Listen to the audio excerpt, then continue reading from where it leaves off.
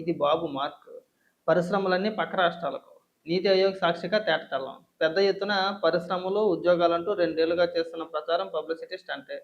కప్పం కట్టలేక పారిపోతున్న పరిశ్రమలు. అంతా విచ్చలవిడి అవినీతి, రెడ్ బుక్ రౌడీయిజం అంటున్న విశ్లేషకులు. ఆ విశ్లేషకులు ఎవరనుకుంటున్నావు? మా మేధావులు ఉన్నారు కదా! అదే మా క్యాథరిన్ అక్క, మా ముసుగు మేధావి, అదే ముసలి మేధావి. ఇంకో నలుగురు, ఐదుగురు ఉన్నారన్నమాట. వాళ్ళే విశ్లేషకులు. వీళ్ళ దృష్టిలో వాళ్ళే విశ్లేషకులు. రాష్ట్రంలో అచ్చంగా నడుస్తుంది. బినామీలకు అడ్డగోలుగా కోట్ల విలువైన ప్రభుత్వ భూములను కట్టబెట్టడమే. బాబు మార్పు సంపద సృష్టి ఇదే. వీళ్ళ రాసుకొచ్చిన సాక్షిలో వార్త.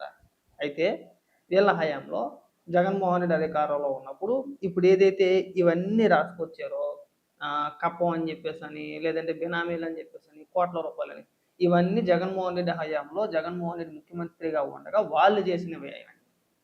అవి ఇప్పుడు ప్రభుత్వం పైన రుద్దేసే ప్రయత్నాలు చేస్తున్నారు.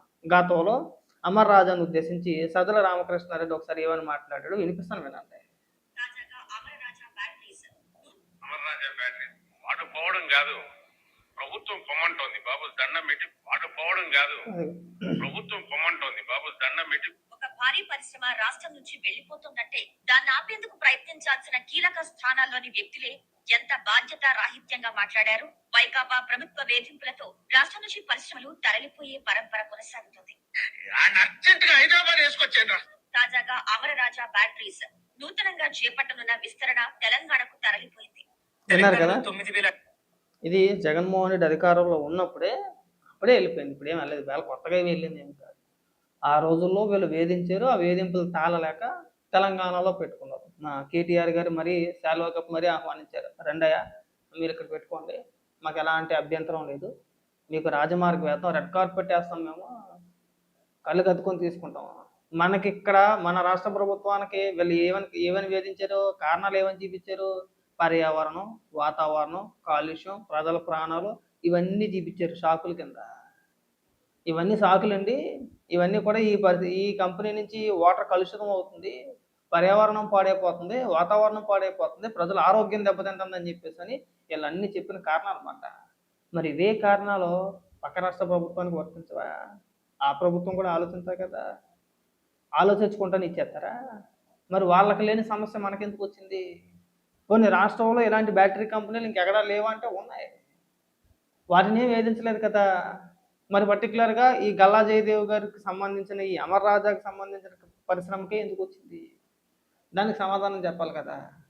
దానికి సమాధానం చెప్పకుండా అడ్డగోలుగా మళ్ళీ ఇక్కడ వార్తలు రాసేసి ఈజ్ ఆఫ్ డూయింగ్లో జగన్మోహన్ రెడ్డి హయాంలో నెంబర్ 1 అండి, పరిశ్రమలు పరిగెత్తుకు వచ్చేసినాయి అండి, గాల్లో వచ్చేసినాయి అండి, టకా టకా టకామని పెట్టేశారండి. ఏకంగా లక్షల కోట్ల రూపాయలు పెట్టుబడులు ఏ పరిశ్రమలు వచ్చినాయి? జగన్మోహన్ రెడ్డి ముఖ్యమంత్రిగా ఉండగా ఆంధ్రప్రదేశ్కి మీరు తీసుకువచ్చిన పరిశ్రమలు ఎన్ని? లిస్ట్ చెప్పండి. పై మాటలు వద్దు, కలబొల్లి మాటలు వద్దు. ఎప్పుడో వచ్చిందనో ఇంకోటనో ఎవరికి గుర్తుకు లేని పేర్లు చెప్పొద్దు.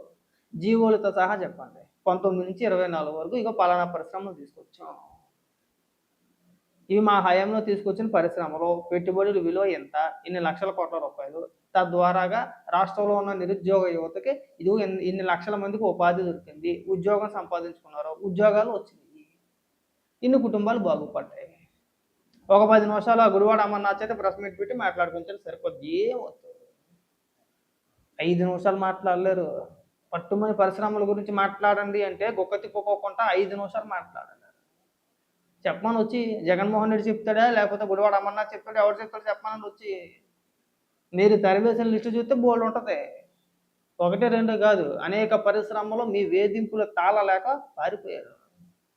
ఐటీ కంపెనీ అనేది విశాఖపట్నం మొత్తం ఖాళీ చేసేసింది మీ దెబ్బకి. పైగా ఎవరు వచ్చేమని మాట్లాడతారండి? వీళ్ళ హయాంలో పరిశ్రమలు అంటే తెగ తీసుకొచ్చేసారు. ఎక్కడ? ఏ పరిశ్రమలో? చేపల కొట్ల. వీళ్ళు ఇంకా పరిశ్రమలు అంటే చేపల కొట్లు అనుకుంటున్నారేమో. ఫిష్ ఆంధ్ర అని చెప్పేసి అని బోర్డు పెట్టాడు కదా. రాష్ట్ర వ్యాప్తంగా 14,000 దుకాణాలు ఓపెన్ చేసాడు ఫిష్ ఆంధ్ర. ఇంకేమీ లేదంటే 14,000 కుటుంబాలు బాగుపడిపోతాయి. 14,000 కుటుంబాలు అంటే మాటలు కాదంటే, కుటుంబంలో 4 ఉంటారు, లేదంటే ఒక్కొక్క కుటుంబంలో 8 మంది ఉంటారు, ఉమ్మడి కుటుంబం అయితే ఇంకా ఎక్కువ మంది ఉంటారు. మాటలు కాదు. 14,000 × 4 అంటే ఇంక మామూలుగా లేదంటే. దాదాపు ఇంకా తక్కువ లెక్కైతే అటు ఇటు చూసినా కానీ 1,00,000 మందికి ఏకంగా మేము ఉపాధి కల్పించేస్తున్నాం. ఈ కోళ్ళు లెక్కలు, ఎనిపీత లెక్కలు అన్నమాట ఇవన్నీ. ఒక కుటుంబంలో ఒకరి చేత పెట్టించేస్తాం, ఇంకేముంది అయిపోయింది ఇంకా చేపల కొట్లో. చేపలు, పీతలు, పిత్త పురుగులు, బొంబిడాయిలు, చావిడాయిలు, కొరమీన్లు ఇవే కదా మా చేత అమ్మించింది.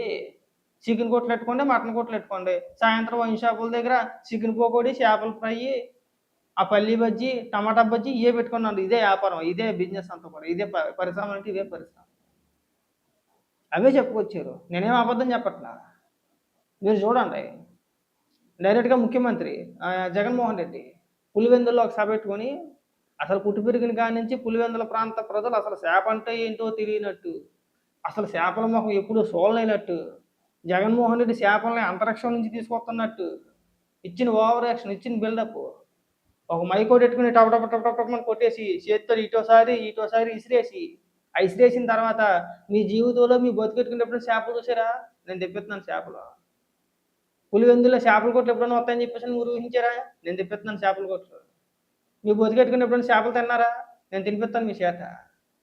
జగన్మోహన్ రెడ్డి కొట్టిన డైలాగులు నేనేమో ఆపదని చెప్పట్లా. ఒకసారి చూసుకుంటే మీకు అర్థమైపోతుంది. చేపల కొట్లు ఎట్టేసాడు. పట్టుమని ఒక నెల రోజులు నడలేదు, నెలకే ఎత్తేసాడు.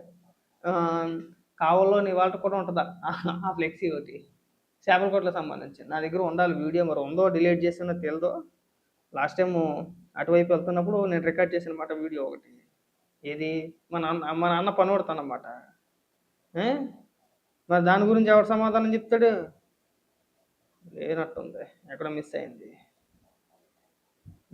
ఈసారి నెక్స్ట్ టైం ఎప్పుడైనా అటు సైడ్ వెళ్ళినప్పుడు ఖచ్చితంగా ఆ చేపల కొట్టుకు సంబంధించింది, ఫిష్ ఆంధ్రాకి సంబంధించింది ఖచ్చితంగా మీకు ఫోటోలు, వీడియోలు ఖచ్చితంగా తీసి పెడతా. అమ్మించేసారు.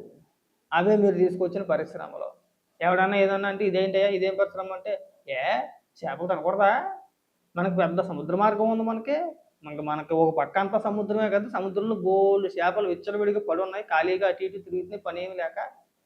ఆ చేపలన్నీ వేసుకొచ్చేద్దాం ఇక మనం. ఖాళీగానే ఉన్నాయి కదా సముద్రంలో చేపలు, ఏముంది తీసుకొస్తాం అమ్మేస్తాం బోల్డ్ ఉపాధి అన్నారు. పిచ్చి జనాలు నిజమేనేమో అనుకున్నాం మేము. అయిపోయింది. ఆ గుడివాడ అమర్నాథన్ మంత్రిని చేశారు. మంత్రిని చేయగానే అదొక దరిద్రం మనకి.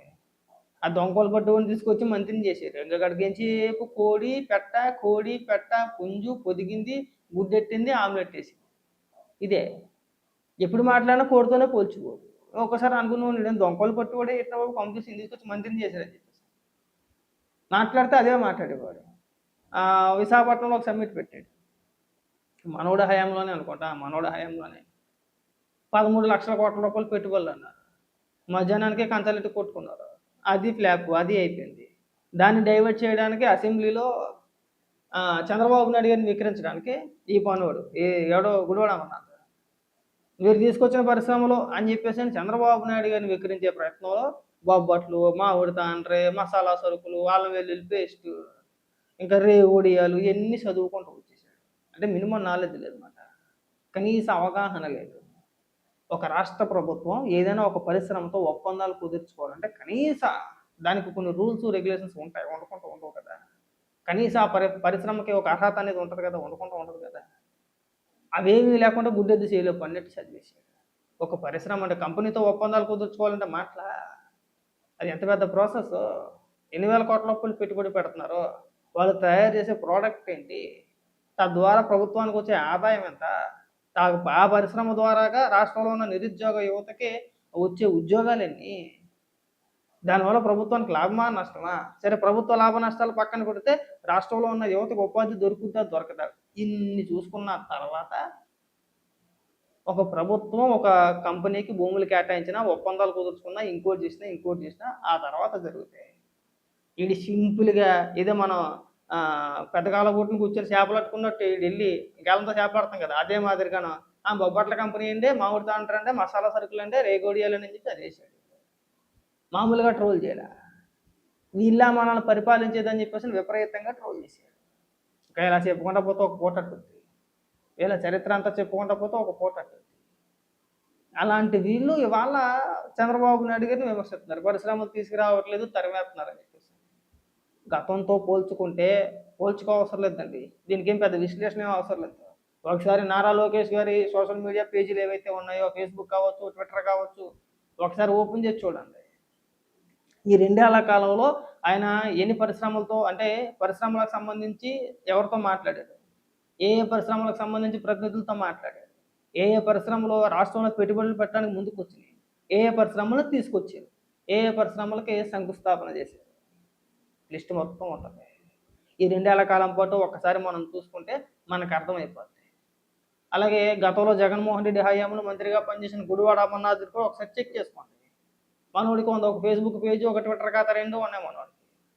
కంపేర్ చేసి చూస్తే అర్థమైపోద్ది ఎవరి హయాంలో పరిశ్రమలు వచ్చినాయి, ఎవరి హయాంలో పరిశ్రమలు పారిపోయి అనేది క్లియర్గా అర్థమైపోద్ది.